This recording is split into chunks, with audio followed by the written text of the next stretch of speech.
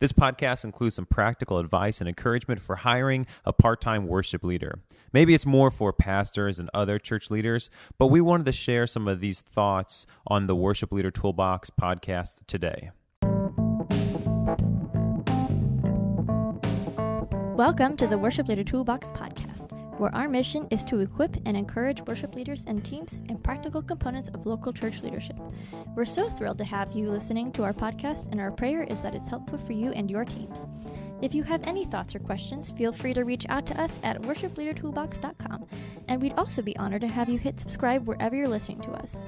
Heading now to today's episode with Tim Price. Many churches look to part-time worship leaders to help form and keep their worship band moving forward. There are some unusual challenges when you're in this stage. You need consistency, ability, and leadership, but you're not at the point of hiring a full-time worship leader position. Yeah, and it's not always easy to find local part-time worship leaders, somebody in your community that's available. It's not like you're hiring full-time and relocating somebody. It's like you got to have them right there. But basically, this podcast today is just to encourage you. Every small to medium-sized church is in your same boat. It really isn't all that easy. So that's the bad news. Sometimes on podcasts, it seems like you're supposed to just give the 5 simple steps, but it's not easy. But there is hope because these roles are growing in popularity, and the skill among younger and older musicians for worship leading in a modern sense is really increasing in the church world. So that's cool. All right, so the first step is to really determine what you need. Yeah, over the years, I've realized that there are basically 3 levels when you're thinking of hiring a worship leader in your church. And so there's a million directions here because some churches just need a piano player. That's their worship leader. Some people need a song leader, choir director type, and other churches are hundreds of people and they have full-blown worship staff. So I know this is a small slice, but we're really thinking of the pastor who has 100 to 200 people in their church, and they're looking for somebody to come and, help lead music. So level 1 is basically a musician. They lead the songs on Sunday, and maybe they're part of a midweek rehearsal, but for the most part, they are just there to lead the music. And typically, at least in our region here, that's somewhere between $3,500 and $7,500 a year. So like $100 to $200 a week.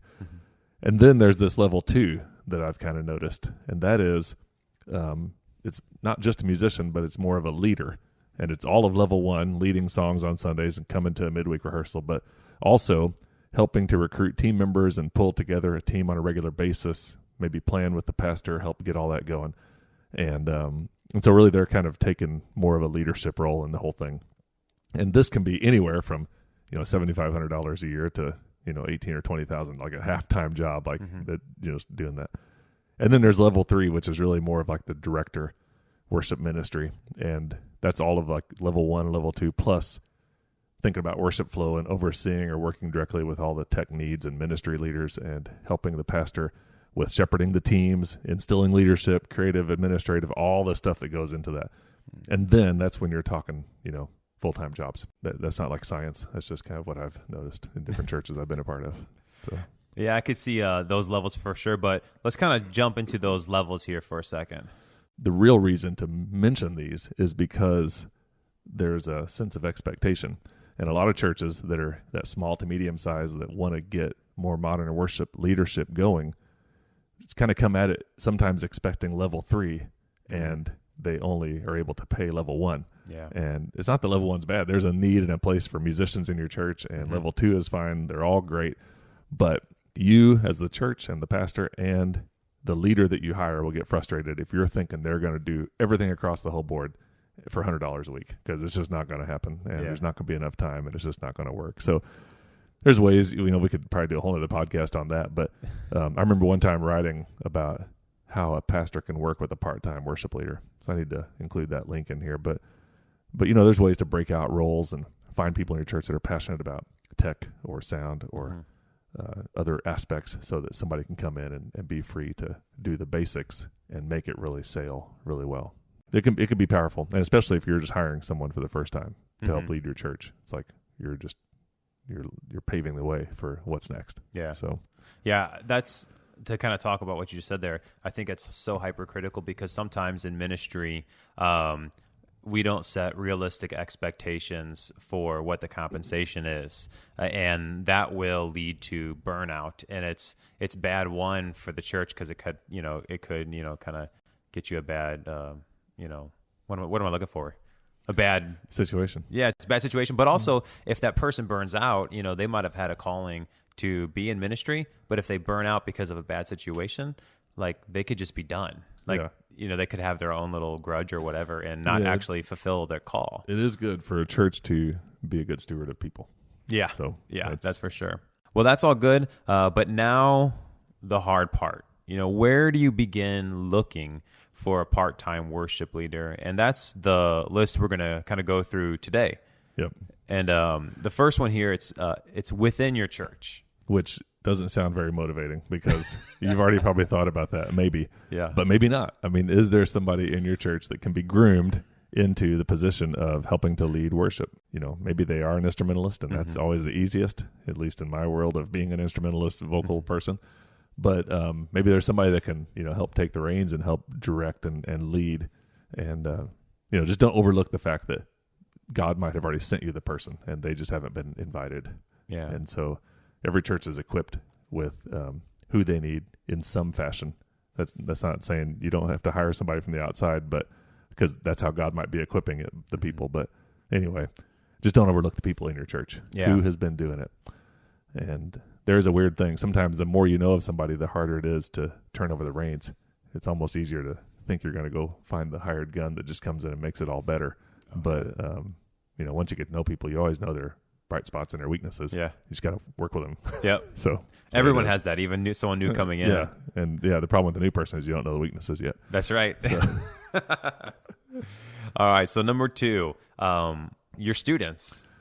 Yeah. And well, you could probably speak to this too, because we've done youth ministry music forever. Yeah. But, I mean, working with students in a worship team, you can really bring them up. This is mainly speaking about like high school right now. But like you can really bring them up and like, really disciple them, pour into them. And, the team I was working with, they're skilled. And like, whenever they lead worship on Sundays, on, once or twice a year or whatever, it's worshipful. Everybody's engaged and it's great, Yeah. So that's also another added bonus of like, it's a big Sunday, so all the families show up. Yeah, that's true. Well, yeah, and students, I mean, it's a long game, and most pastors don't want to say, oh, yeah, I got a freshman that can play a little guitar. I think I'll just wait 5 years to start the worship ministry. That's hard to think about. But there's, who knows? If there's a junior or senior in high school that could help you lead, the benefit you have, what you just mentioned, is the people are open because it's a kid of the church. Yeah. And so there's a lot of benefit to that. Yeah. But that's just one avenue. It's part of, looking within your church. Yeah. And another thing, and you always say this when we're talking about like students in worship ministry, is that during that season, if you have like a junior or senior doing that, is you're probably equipping a servant for someone else's church when they go to college. Yeah, you're probably like growing another person's worship ministry because you've trained this young adult. But yeah, that's fine. You just trade off, and hopefully somebody else has equipped somebody for you. That's right. Yeah, so that's good, being good stewards of who's in your congregation. Those first 2 ones are solid. The next one is a job link on a website. Yep, and this is a varied thing, but we don't want to just overlook the fact that even though this might just be a 4-bullet point job description, love the Lord, be able to play music, come lead worship at our church, $7,500 a year, you don't want to negate that. You want to put that on your website and have it as an opening. And especially have it as a link you can share with other people and send that around to, after you talk to somebody on the phone, send them the link so they can share it. Include a couple pictures of your church, make sure, it's right. But it also means putting it on other websites around, like your community job board, or, it's really hard to uncover who might be following Christ and be feeling called to lead worship. Yeah. And so it's going to take sharing it. And one of the best ways in this day and age is for it to be a link. Yep. So put that out there. Yep. That's a good one. The next one is call other church worship leaders. Yep. And this is one of those things that as musicians, you're in the loop. You're able to call somebody and say, hey, just trying to check, see if you have any connections with, just knowing the questions asked, talking the talk. Yeah. Sometimes pastors might feel funky calling a worship leader of a larger church in the area saying, hey, this is so-and-so. Here's what I got. Tell me who you know. But we've said a long time, and we just know this through Harvest, that musicians flock together. Yeah. Like if you find one, you found six. And so that's true. We want to use those contacts. Yeah. And, even though a lot of churches, you call a worship leader at a church, they're going to be a little bit dumbfounded. Like, hey, do you know anybody that can come lead worship at our church? Mm-hmm. They'll be like, oh gosh, I'm still trying to find a bass player for this week. So it's like they can't really just think about it, but it always makes them feel good. Yeah. Like it always just makes somebody feel like, hey, I'm being our church is a resource here. We're getting called to find out who else can do it. So. And that kind of leads to a different side discussion. But that's also really important to, like, even though, like, in your town or community or whatever, even though, like, you guys are different churches, you guys all have the same mission of, bringing the gospel to the world, right? Mm-hmm. So, there's no reason why worship leaders of different churches can't get together and, like, help each other out. I mean, like, there's this church that's looking for a part-time worship leader. Well, another church in that same town might be like, hey, we don't really have someone who's looking for a position, but, for a few weeks or months, we can send some people over to help you guys out. You know what I mean?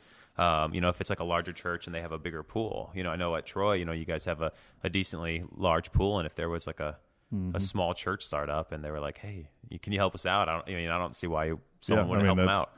That's huge. And the difference might be that, that you should always use all the resources you can muster. And the only difference might be that sometimes a pastor of a church that doesn't have, a worship band going at all, I don't think they would feel comfortable showing up to a worship leader cohort and sitting down eating tacos, talking about, who's on, who's in the pipeline. Yeah.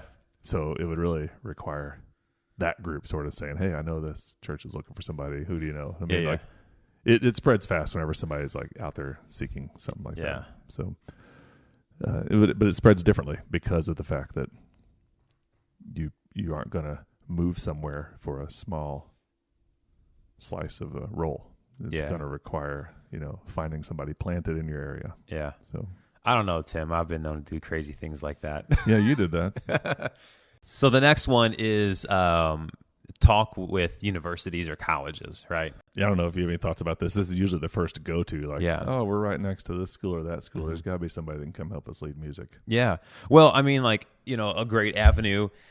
And you're going into a college like that, so you definitely want to like look at their faith-based organization. So like look up Cru, like Campus Crusade for Christ. They might have people who are there who are leading worship for their meetings, and maybe they go to a church that doesn't have the style of worship you're looking for, and maybe they're looking for something like just some extra cash to kind of pay for like your weekly gas and whatnot. You know what I mean? And a little part-time worship gig for someone like that is awesome.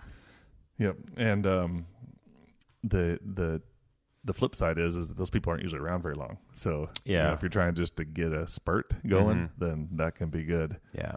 And there's also the freshness and the energy. I mean, there's a lot of benefit to just reaching out. Yeah. But it's also just one of those other avenues, like where else can you look? Oh, yeah. And even if the place is an hour away, I mean, like people can drive an hour to come on Sunday morning and lead worship. I mean, if they're passionate about doing it, it's going to be pretty simple. Yeah. Well, those are our first 5, and we're going to just take 30 seconds to a minute to hear a brief commercial. Hey, this is Ava Andrews, and I lead worship with Harvest Ministry. We would love to invite you to listen to some of our music on Spotify, Amazon, Apple, or wherever you like to listen. Over the years, Harvest has recorded worship music, kids worship, instrumental, and more. You can find all the various albums at harvestministryteams.com/music. Thanks. All right, welcome back to the Worship Leader Toolbox. We have covered 5 different avenues to look for someone in the part-time worship world, and we're going to continue on really quickly with 5 more points. And this next one, Tim, we kind of like flirted with this a little bit whenever we were talking about like the website and like links and shareables, but share on social media. Yeah, this is basically the exact same. Just having a link to put out on social media. That's right. Get it out there. But it's hard sometimes to find those groups, like worship leader groups. So it is a little more specific. Yeah. But we threw this in because it'd be an even 10. Yeah. There you go. Well, you kind of talked about groups. There's some great groups out there. We have the Worship Leader Toolbox podcast community. Is that exactly what it's called? You can search that on Facebook. There's some other ones, Worship Leader Collective. There's a whole bunch that are like solid, filled with people whose heart's on fire for the Lord, and they just want to lead people into the presence of God. And that's really where you want to dig into. Yeah. And sometimes you have to join those groups and all that, but it takes a little bit of work to get it out there. But just having that link will make it easier to share it and get it going. Yeah, for sure. The next one here is seek local musicians. Yeah, I don't know if you've ever had experience with this. I've only just heard stories about people like putting on Craigslist, hey, we're forming a band at our church. Who wants to sign up? Yeah. This is a whole other set of challenges probably. Yeah. Just going to pull in whomever. But well, there are a whole bunch of challenges to this, but the biggest thing that I have heard from people who have done this successfully and like failed at doing it is you need to be very transparent of like expectations. When you have those expectations, you also have to follow through with like what happens whenever, they don't meet those expectations, So this one even works for if you're just looking to grow your team, you might have 5 guitarists, 2 drummers and no bass player. Well, seek local musicians. So, and it might be even more with that because there's a lot of evangelism that can take place just because you have a network of musicians and you're connected. It may not be Christians, but they're in church and they're, around the Spirit moving, and all of a sudden their lives are, they start moving toward transformation. Yeah. So, but that requires a leader to be there. So this may not be the top priority of trying to find a leader. Yeah. But you don't want to leave anything out because who knows, God might be leading one of these people who are sort of playing a bar band type stereotypical, just out late Saturday night type people that are great singers and great guitar players. And deep down inside, they have this calling, but there's no opportunity. Yeah, so. I know firsthand. Someone at your church. He was a Christian that had fallen away and was an atheist, and was invited to sing in the choir, and his life radically changed. And was a staff member, and now he's like at adjacent connected church, and he's preaching there. You know what I mean? So it's like, who knows what God's going to do from a little invite. That is true. So the next one is work through musicians in your congregation to get leads. So most of these churches probably that we're talking about, that I envision, the 100 to 200 person church probably has a piano player or probably has some sort of traditional worship going. And those people, choir directors, choir members, whoever, those people would have some connections of people, like who else they know. Like, in our church, our director of traditional music is a high school choir director. And so there's always she always knows somebody that can do something musically. Yeah. Like it doesn't matter what the challenge is. She's got like somebody up her sleeve. So that's just a thing not to forget, that you don't have to just rely on your own network or your church leadership network. Rely on the whole church. Yeah. And just anybody that's around that could get the word out. Yeah, it's a good one. This next one here, it says, go more short-term spurts to begin with. Yeah.